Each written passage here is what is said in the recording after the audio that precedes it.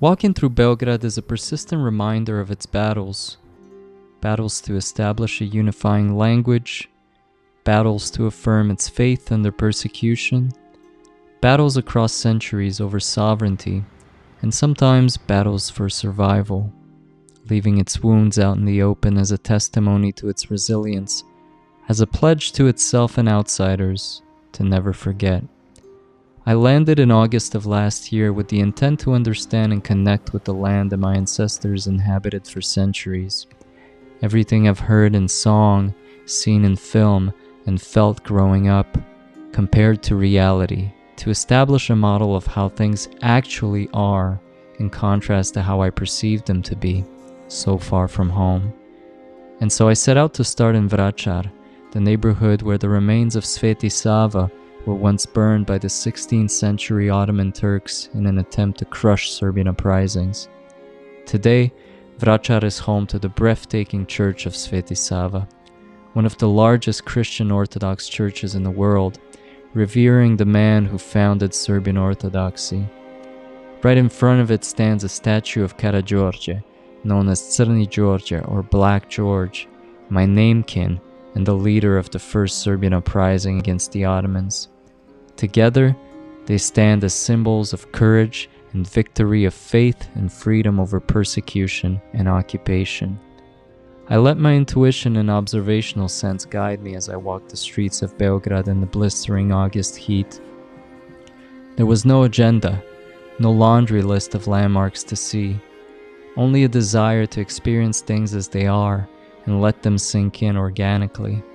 And so I wandered its streets like one experiences a novel with no cover they pick up from a forgotten crevice in an old bookstore, by flipping through its pages until something catches the eye.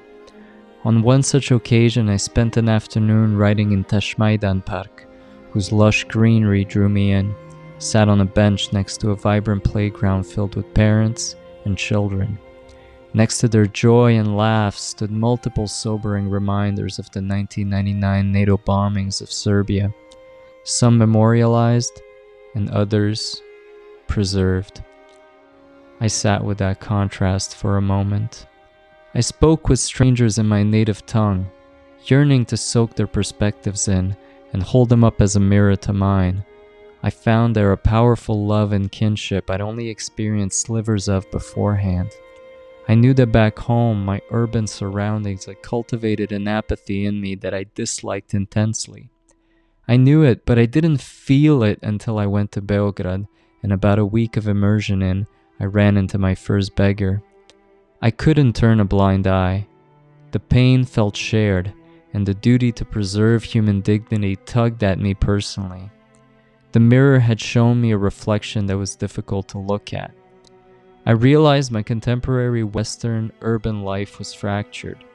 Communal kinship and warmth reserved for private contexts, the social sphere treated with suspicion.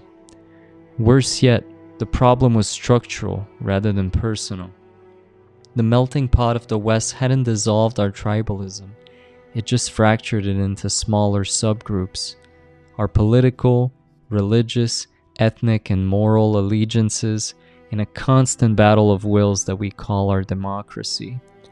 It made me wonder how much of an impact this adversarial, pluralistic system had on our compassion, or lack thereof.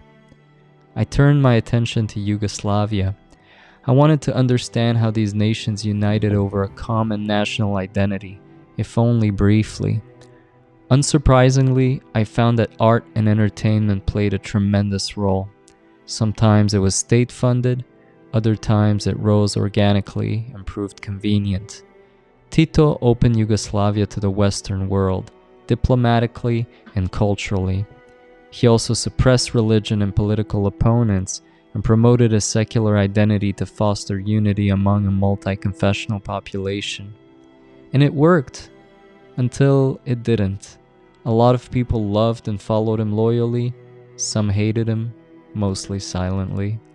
But the regime hinged too much on one man's authority and vision, and roughly a decade after his death, the country dissolved violently. Learning about Yugoslavia helped me draw parallels with media, culture, and secularism in the West. but it didn't provide me with answers. I was still looking for the fine line between collective memory, identity, and diplomacy. And all the while I was looking for it, Beograd and the Serbian people in parallel were trying to negotiate that line. I found myself in the middle of it all.